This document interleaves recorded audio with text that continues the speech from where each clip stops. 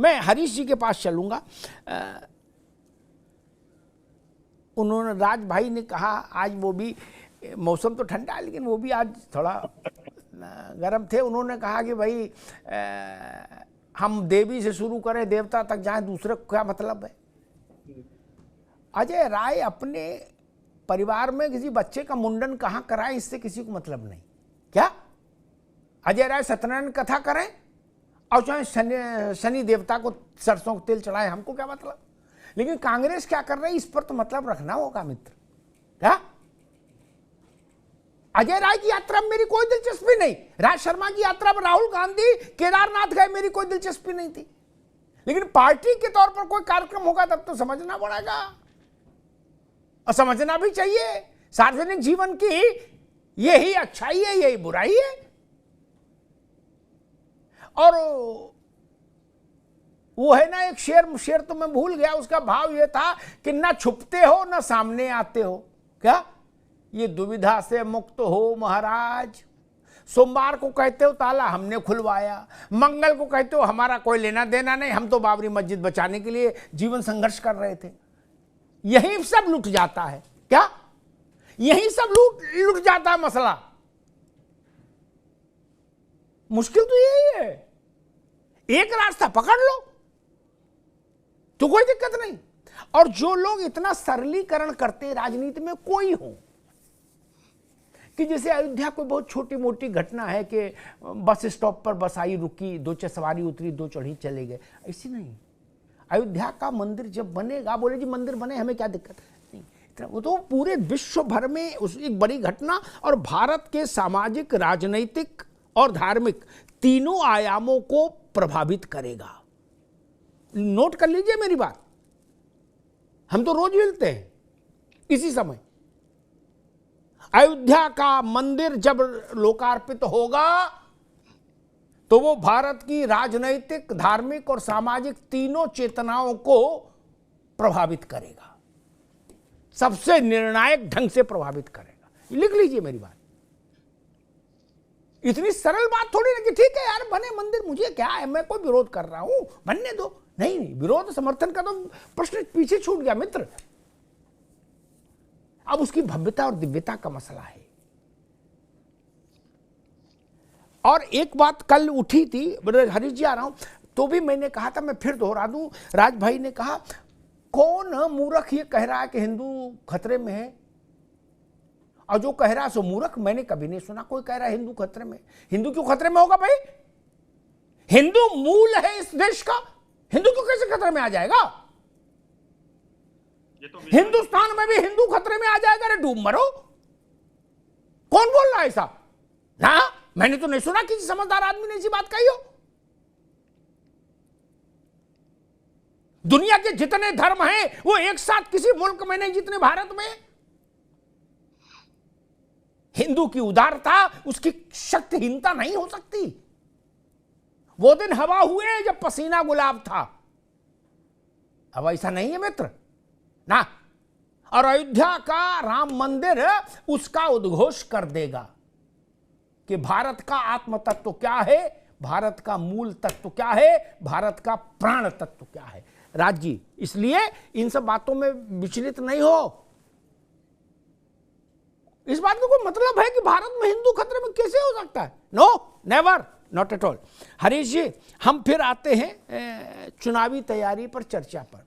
आपके साथ भी बाकी जो बोला बताया लोगों ने, उस पर आप प्रतिक्रिया देंगे, लेकिन मैं एक बात जानना चाह रहा हूं। 3 दल आपके साथ हैं, निषाद पार्टी है, सुभपा है, ओम प्रकाश राजभर की, और अनुप्रिया पटेल का अपना दल। आपको भी इनसे फरियाना है? नहीं, इनकी लिस्टें तो आई गई हैं आपके पास। अब आपको साथ भी ये एक तो अभी मेरे ख्याल से टास्क है ही आपके पास भी है बड़ा, कि जो नाव पर बैठे हैं, अब वो सब कह रहे 4-4 लड्डू लेंगे। अब उनको 1 दोगे, 1.5 दोगे, चूरा दोगे, साबुत लड्डू दोगे, तो उसमें भी तो मशक्कत करनी होगी। हरीश जी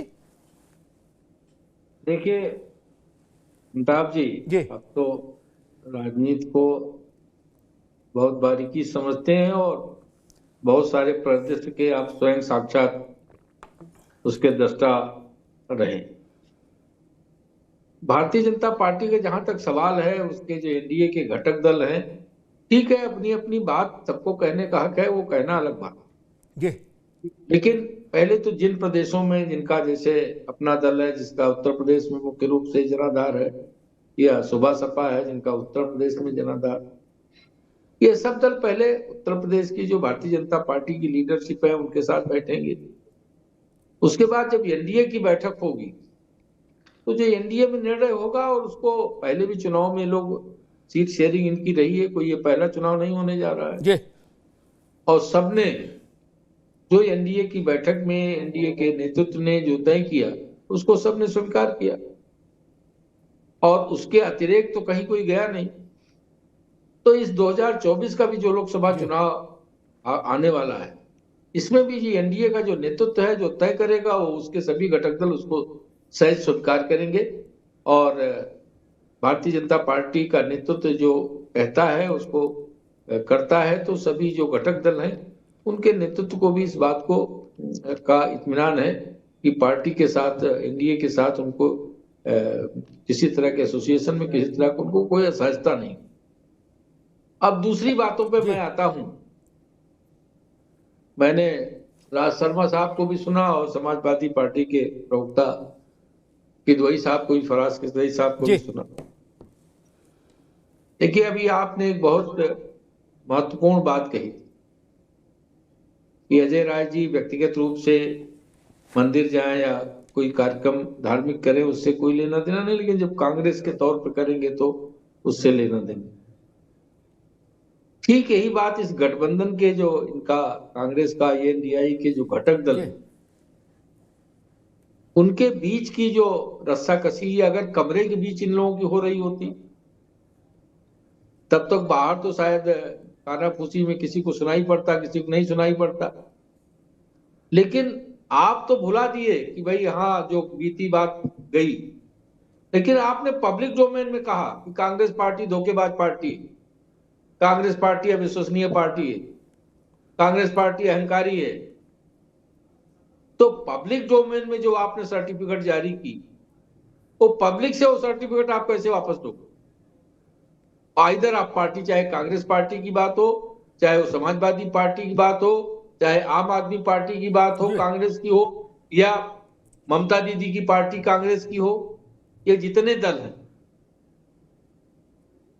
इनके साथ पंजाब में तो देख लीजिए, नवजोत सिद्धू साहब का भी स्टेटमेंट आया था। आए दिन जो मान साहब का क्या खेल है वो सबके सामने है। और नवजोत सिद्धू साहब ने कहा कि अगर ये गवर्नमेंट रही तो आर्थिक इमरजेंसी लागू करनी पड़ेगी पंजाब में। और दिल्ली में अधीर रंजन चौधरी साहब ने कहा कि हमारा मजबूरी का गठबंधन है। और ममता दीदी भी कांग्रेस के साथ सहज नहीं है, सब जानते हैं। तो वो ठीक है, उनका अपना गठबंधन है, उनके अपने घटक दल हैं, क्या होगा क्या नहीं होगा इससे भारतीय जनता पार्टी को कोई बहुत लेना देना नहीं, क्योंकि इन सबको सामने रख के भारतीय जनता पार्टी कोई अपने नीति और कार्यक्रम नहीं तय करती। तो जनता जनार्दन का हमको कैसे विश्वास हासिल होगा, उसका समर्थन होगा, उसको लेके हम ठीक। फराज किदवई साहब, दो प्रश्न मेरे सामने आए दिमाग में। एक प्रश्न, दोनों बातें कल ही कही अखिलेश जी ने, ठीक। उन्होंने एक तो ये कहा कि जाति आरक्षण, जाति जनगणना, ऐसे मुद्दों में कांग्रेस की क्रेडिबिलिटी जनता में बहुत खराब है, ठीक। एक तो आपके राष्ट्रीय अध्यक्ष ने कांग्रेस के बारे में ये कहा कि कांग्रेस भले ही जाति गणना कर रही हो, लेकिन जनता में उसकी क्रेडिबिलिटी बहुत खराब है इस विषय को लेकर, एक चीज कही। और दूसरी चीज उनसे पूछा गया कि आप सबसे बड़े प्रदेश की विपक्ष में सबसे बड़ी पार्टी के मुखिया हैं, और अगर चुनाव में ठीक ठाक कार्य प्रदर्शन रहा तो क्या आप प्रधानमंत्री पद के उम्मीदवार होंगे? तो अखिलेश जी ने कहा कि अभी ईडी, सीबीआई, इनकम टैक्स से बचा हुआ हूं, बचा रहने दो। ये दो बातें समझ नहीं आई किदवई साहब।